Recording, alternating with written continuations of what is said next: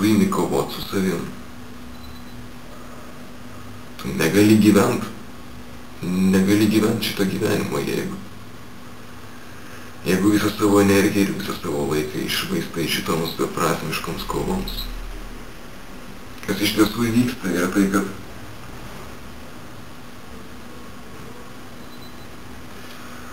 tu nesugebėt leisti savo, tu nepažįsti savęs, tu pyksti ant savęs, tu nesugebėt mylėti savęs. Ir išorinis pasaulis, kuriame esi, yra tiesiog veidrodis. Tam pasauliu tu matai save. Pasaulis yra veidrodis to, kas tu esi viduj. Ir jeigu kai kurie dalykai tave priverčia jaust pykti šitam pasauliu, ar neapykantą, ar nuobodulį, tai yra dėl to, kad šitos emocijos yra tavo viduj. Ir tos situacijos pasaulyje, kurios priveržia tave jaust pykti, jos tiesiog įžiebia šitą pyktį, kurį tu turėjai savo viduj. Tas pyktis nėra iš pasaulio, tas pyktis yra iš tavęs.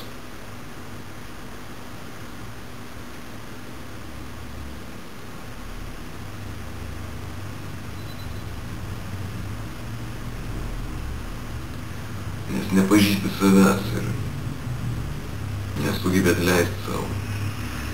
Esi labai suskaldęs save į daugumą, į daug dalių, kurios nepažįsta viena kitos, dalių, kurios kovoja viena su kita. Tai, ką turi padaryti, tai, ką padarysi anksčiau ar vėliau, yra atleisti savo ir sujungti tas šalis į vieną. Nebeduok jiems energijos vienai ar kitai pusėje, kad kovotų viena su kita. Bet atleisti savo, atleisti toms valstybėms, toms dalims savo viduje, kad visą tai taptų viena. Gal tuomet nebereikės kovoti prieš save, nebereikės eikvoti savo energijos, kovojant prieš save patį.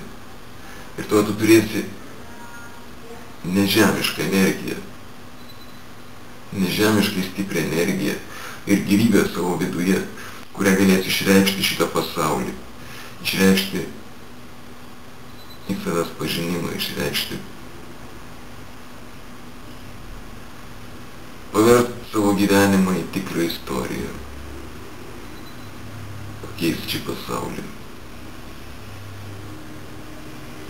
Dabar tu negali to padaryti, nes tu negyveni, tu kovoji savo viduje, tu eikvoji savo visą energiją šitoms kovoms, šitoms neapykantoms. Ir turi tik tiek energijos savo kūrybai arba savo gyvenimui. Tu negyveni, tu kovoji prieš save. Taigi aš manau, kad yra labai svarbu atleisti savo pačiam, atleisti kitiems, atleisti šitam gyvenimui ir toms situacijoms, kurios priverčia tave jaustis blogai. Ne dėl to, kad atleisdamas tu eisi į dangų ar būsi Jėzaus Kristaus vaikas. Ne dėl to, kad tam kitam žmogui būtų geriau. Pirmoje vietoje turi atleisti savo, turi atleisti viskam, dėl to, kad turėtum ramybę savo viduje, kad nebesukurtum šitų šalių savo viduje, kurios kovoja viena prieš kitą. Kai atleisi savo, turėsi save, turėsi savo energiją, turėsi savo gyvenimą. Kai atleisi savo, tavo gyvenimas taps meditacija. Tavo gyvenimas taps tikrų gyvenimų. Jausies gyvas. Ir suvokimas, realybės suvokimas atsiskleis savaime. Netgi nereikės tau medituoti ar važiuoti gyventi į olose Himalajų.